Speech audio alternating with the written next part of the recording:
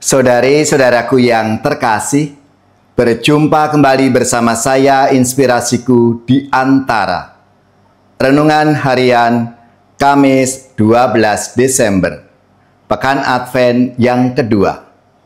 Semoga kita bersama keluarga dan komunitas kita selalu dalam keadaan baik, sehat, dan tetap bersemangat. Marilah kita mengawali renungan kita dengan tanda kemenangan Kristus. Dalam nama Bapa dan Putra dan Roh Kudus. Amin. Allah Bapa sumber segala rahmat, Engkau memberi kami sukacita dengan kedatangan Yesus Kristus. Semoga kami selalu menimba kekuatan darinya, sumber kedamaian kami. Sebab Dialah Tuhan pengantara kami, yang bersama dengan Dikau dalam persatuan Roh Kudus, hidup dan berkuasa Allah sepanjang segala masa. Amin. Dalam nama Bapa dan Putra dan Roh Kudus. Amin. Inspirasi kita hari ini dari Injil Suci menurut Matius bab 11 ayat 11 sampai 15. Marilah kita siapkan kitab suci kita masing-masing. Kita akan membaca bersama-sama, lalu merenungkannya. Pada suatu hari, Yesus berkata kepada orang banyak, "Aku berkata kepadamu, sesungguhnya di antara mereka yang dilahirkan oleh perempuan, tidak pernah tampil seorang yang lebih besar daripada Yohanes Pembaptis. Namun yang terkecil dalam kerajaan surga lebih besar daripadanya.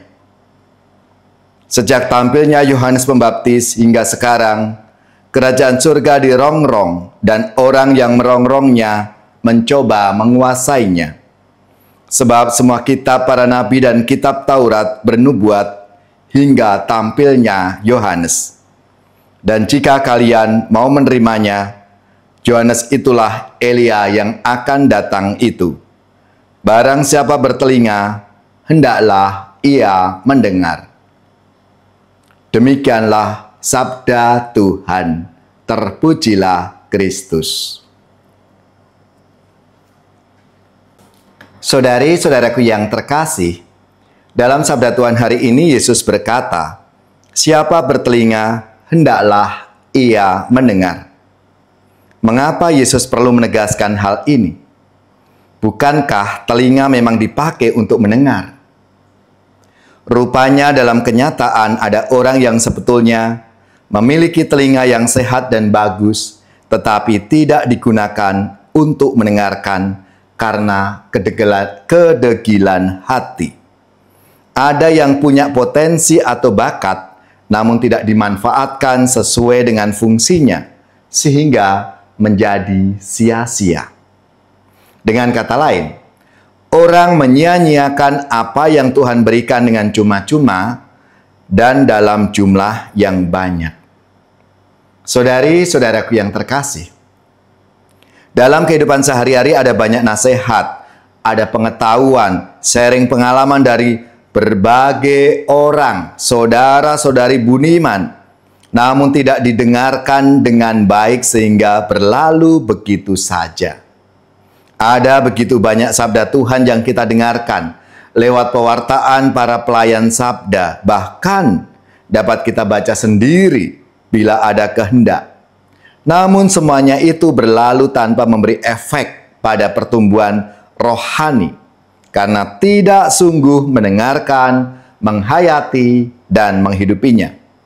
Oleh karena itu, sangatlah beralasan jika Yesus mengingatkan kita semua supaya memanfaatkan indera yang diberikan oleh Tuhan sesuai dengan fungsinya, supaya membawa kebaikan dan anugerah bagi diri sendiri dan juga bagi sesama kita. Itulah kenapa Yesus menegaskan kepada kita semua, siapa bertelinga, hendaklah ia mendengar. Maka marilah, saudari-saudaraku yang terkasih, di masa Advent ini kita semua diajak untuk mengembangkan apa yang kita miliki, talenta-talenta bakat yang sudah diberikan oleh Tuhan dalam hidup kita masing-masing. Mari kita kembangkan agar itu menjadi rahmat berkat tidak hanya untuk diri kita, tetapi juga bagi sesama kita. Ya Tuhan, semoga kami mampu menggunakan panca indera kami dengan sebaik-baiknya, sehingga membawa pertumbuhan yang baik menjadi anugerah bagi hidup kami sendiri dan orang-orang yang kami jumpai dalam kehidupan setiap hari.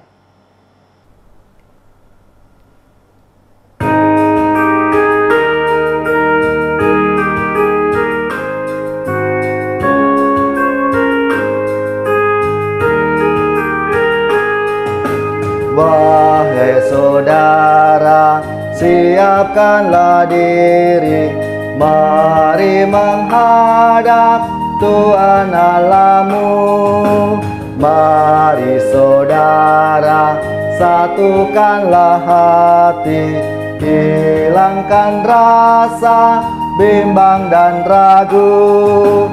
Walau tak pantas karena dosa, Tuhan Maha Rahim dan mengampuni.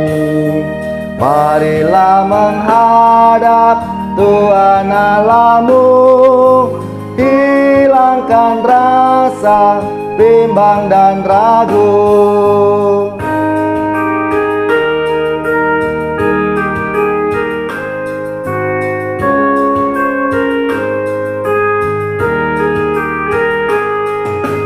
Wahai saudara, siapkanlah diri, mari menghadap Tuhan Allahmu.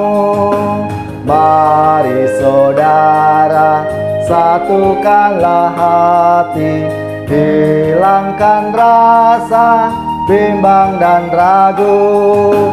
Walau tak pantas karena dosa, Tuhan Maha Rahim dan mengampuni.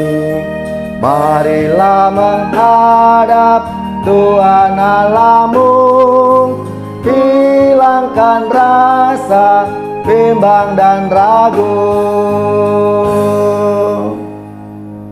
Saudari-saudaraku yang terkasih, marilah kita mengakhiri renungan kita hari ini dengan mohon berkat Tuhan, dan kita akan menerima tugas perutusan. Marilah kita siapkan hati kita untuk menerima berkat-Nya. Semoga saudari-saudara sekalian, keluarga-keluarga dan komunitas kita, orang-orang yang kita doakan, seluruh tugas, belajar, pekerjaan, usaha, serta karya pelayanan kita, dibimbing, dilindungi dan diberkati oleh Allah yang Maha Kuasa, Bapa dan Putra dan Roh Kudus. Amin.